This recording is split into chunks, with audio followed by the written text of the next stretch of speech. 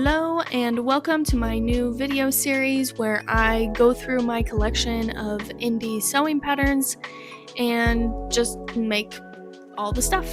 Gonna kind of be like reviewing the patterns based on how easy they are to follow. I've been sewing for about 20 years, but I really haven't used sewing patterns like this very much. I usually just make my own. So yeah, I'll just be sharing any tips that I come up with along the way. So the first pattern I'll be doing is the Gracomakes Crosstown Crescent Bag. You can buy it on Etsy, I'll link it below. She also has a tutorial video that you can follow along with on her YouTube channel, which I will be following as I'm making this tonight. So, alright, let's go. Okay, I've got all my supplies ready. We've got the pattern, printed, cut out, ready to go. Outside fabric. This is not my first choice, but I'm using this for the inside. For my zippers, I'm gonna use this. I have a big roll of this nice black zipper with like a gold nylon teeth. It looks like a metal zipper, but it's nylon, so you can cut through it just fine, sew through it. I love this stuff. For my strap, I can't decide yet which one of these I'm gonna use. I have this natural colored cotton webbing, and then I have like a polyester black webbing, so we'll just decide that later. And then I have one of these little tri-glide slippy slidey thing. I got my zipper pulls. All right, let's cut the fabric. All right, tip number one is, if you can tell here, I actually have my outside fabric and my liner fabric stacked on top of each other. So I'm cutting them both out at the same time. And I didn't do that for every piece of the pattern, but for these larger pieces, it just makes it go a little bit quicker, especially since you have to cut out 2 pieces of each fabric. So I just did it like this and it made it go pretty quick. Another tip is to use little pattern weights. When I bought these online, I actually thought they were going to be a lot bigger, so I was a little skeptical about them actually helping, but they were pretty helpful. So I'll leave the link below for these, but really you can use anything for weights. You don't have to buy little bean bags like this. That's all they are. Also, you can cut out your pieces with a rotary blade rather than scissors. It's a little bit easier because then you're keeping everything flat, but you just want to be careful because if you go too fast or if you slip and make a wrong move, it could mess up your pattern or mess up the piece that you're cutting out. Another thing I would say, especially if you are a beginner, is it's a lot easier to cut out your fabric if you iron it first. As you can see here, I did not do that. I felt like my fabric was flat enough that I could cut it just fine. I don't have a very big space, so I really didn't want to like unroll the whole thing of fabric and iron it. So what I did was I cut my pieces out first and then I ironed them after, and that worked out just fine, but it doesn't always work out like that. Sometimes if you have really wrinkly fabric and you cut it out and then you iron it, it actually irons it out to be bigger than piece of the pattern. So it can kind of mess up like your sizing. So just be careful with that. Best practice is just to iron it before you cut it out. This is a step that I skip all the time with my own projects when I'm using my own patterns, but after doing it for this project, I think I'm done skipping it because it's honestly so helpful and it's simple and easy and quick to do. All you do is you're just marking the center of all your pieces. So when you go to put them all together, you can line up the center, and that way it just helps make sure that all your pieces line up. The only thing I would do a little bit differently about this step is just adding a little strip of interfacing where the zipper opening goes, and I would just cut it, bigger than the zipper opening. All that does is just gives it a little bit of structure so that when you're cutting and ironing and pinning your zipper and sewing your zipper and all of that stuff, it just helps keep that opening a little bit more structured and also gives it a little bit of extra strength. So you know I said in the beginning how much I love ordering zipper by the yard or by the foot or whatever, where you just cut to size. But this is one part that I don't love, and that's just trying to get the zipper pull onto the teeth. And I've watched videos, of different ways to do it, and it's just something that I just haven't got it down yet. So I pretty much just kind of struggle every time I go to put one of these on, and it just takes a couple tries, and you just kind of got to force it in there. But in my opinion, it's worth it. I love having just a big roll of nice zipper tape rather than a bunch of pre-cut zippers. I don't know why, but this is one of my favorite steps. I just love sewing zippers into zipper openings like this. I think it's so satisfying. And honestly, I can't remember if she did this in her tutorial video or not, but one thing I did do is backstitch a few times on the short ends of the zipper just to make it a little extra secure.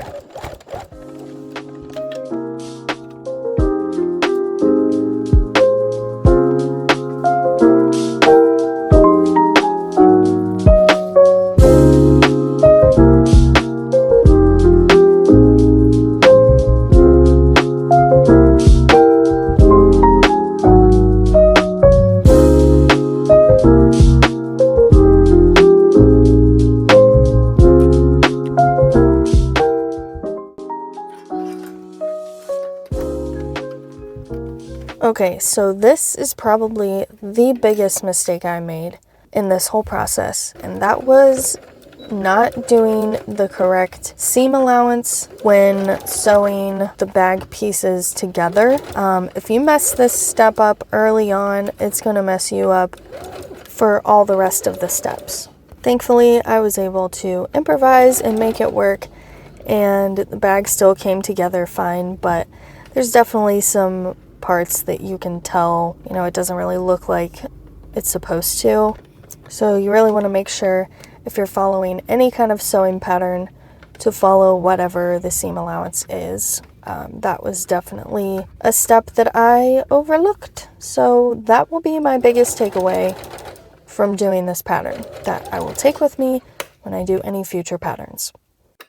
So she mentions this in the tutorial video, but I'm going to mention it again here.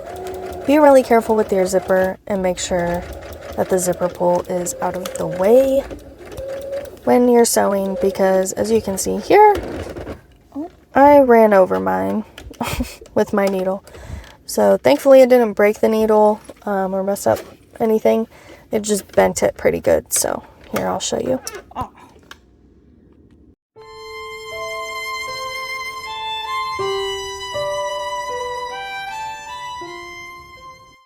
Okay, so we are getting to the part where we're going to be putting the end pieces right here. And I'm noticing that on this end, I must have done my seam allowance wrong when I was doing my zipper tab, because this should be flush. The other side looks pretty good. So no big deal. I'm just going to trim this off so that it's even.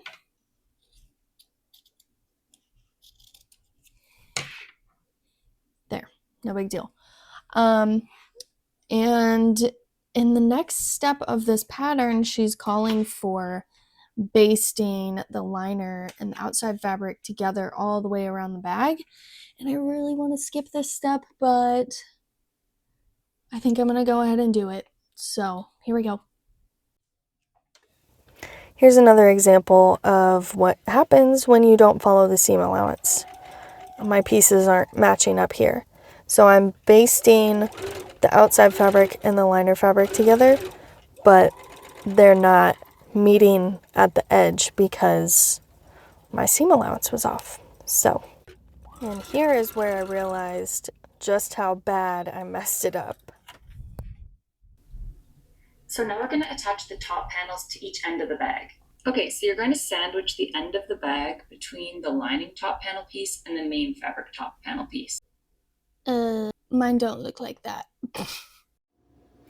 Okay, so I guess this is just proof of the importance of following the seam allowance that is in the pattern, because I did not do that. And now I'm left with pieces that don't match up. This should be the same width as this piece. And it's not. It's like really off. But that's okay. We're just gonna improvise. So we're gonna work with what we've got going. I am not taking out stitches or redoing this at all. Here's what I'm gonna do. I'm gonna go ahead and keep following what she's saying. I'm gonna mark the center of these pieces on the wide end right here. I'm gonna mark the centers, line them up, sew them, and then I'm gonna trim these pieces down. So here, I'll show you.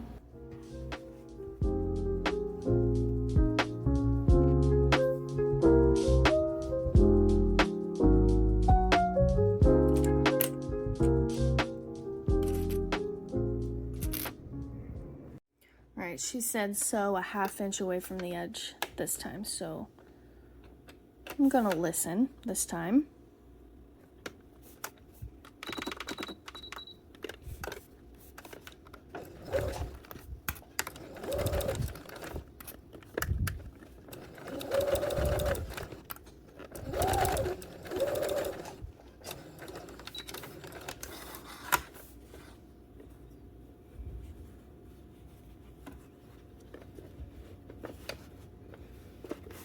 Okay, yeah, see how off that is? Okay, so now I'm supposed to, I can't, hang on. Okay, this is supposed to be an 1/8 inch.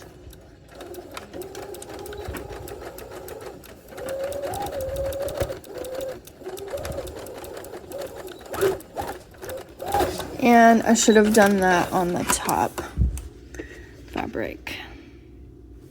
I'll do it on the next one.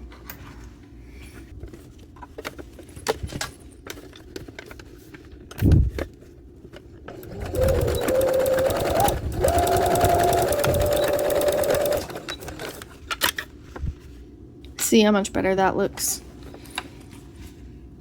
Because that's the bobbin thread. I would say from here, pretty much everything else was pretty smooth sailing. A couple things I'll definitely do differently next time is have a better liner fabric to match the outside, because at the time I was making this, I was getting ready to fly back home for the holidays, and I really wanted this bag to be done for my travels so I could have it. And I didn't really care what it looked like. But after going through all that work and spending all that time making it, now the liner fabric is kind of bugging me, and I wish I had made the time to find something that matched a little bit better. I also didn't have time to make my own bias tape, so when I make this bag next time, I'll definitely make sure that I make time to make my own bias tape. Also, I got a little thrown off when I was making this bag because I was anticipating assembling the liner pieces together as a unit and then assembling the outside fabric pieces together as a unit and then just having the liner kind of nest inside of the bag. I wasn't anticipating sewing all the pieces together and then having the bias tape cover the seams. But I actually really liked doing it this way. I think it was actually a little bit easier, and I think that it makes for just like a stronger construction. I think the bag is stronger because of doing it that way. And at this point I was almost done, and there is an optional step to top stitch the seam of the bag, but at this point I was going on 4 hours of working on this just because I was also recording it, so I just decided to skip that step, but I'm definitely going to do it on my next one. So the last thing I would say is next time I'm also going to do the strap a little bit differently, especially if I use this polypropylene, because it can be, it's kind of a slippery material. So, you know, once I actually put my bag on and put stuff in it, the tri-glide didn't really hold the strap in place, so it just kind of slid down to like the longest length, which I actually liked it at the long length. So I ended up just taking the tail of the strap and like tying it at the end so that it wouldn't come out. But next time I'll probably do the thing where you kind of weave the tail end back through the tri-glide and you sew it together. It's kind of hard to explain, but I'll show you in the next video. But other than that, I really love how this bag came together. I have a pretty clear idea of, you know, what I'll do differently next time. And I love the size of the bag. I think the pattern and the design of it is really cool. And yeah, I'm really excited to make more of these. At the time that I'm editing this and doing the voiceover and everything, I've already been traveling with this bag for about a week now, and it's been holding up really well. I can fit a lot of stuff in there, so it's great for like flying. And yeah, I just love it. So I can't wait to make more of these and show you guys what I do with the next ones. I have some ideas of just some little things I want to tweak with the design too. Maybe some extra pockets on the outside. Maybe quilt the outside pieces. I love quilted bags, so yeah, just stay tuned and I'll be doing more videos like this with other patterns. I'm going to be making some clothing. Some of the patterns I'm going to be using were free, so yeah, just stay tuned if you want to see more videos like this on sewing tips and sewing patterns. So yeah. Thanks for watching, and I'll see you next time.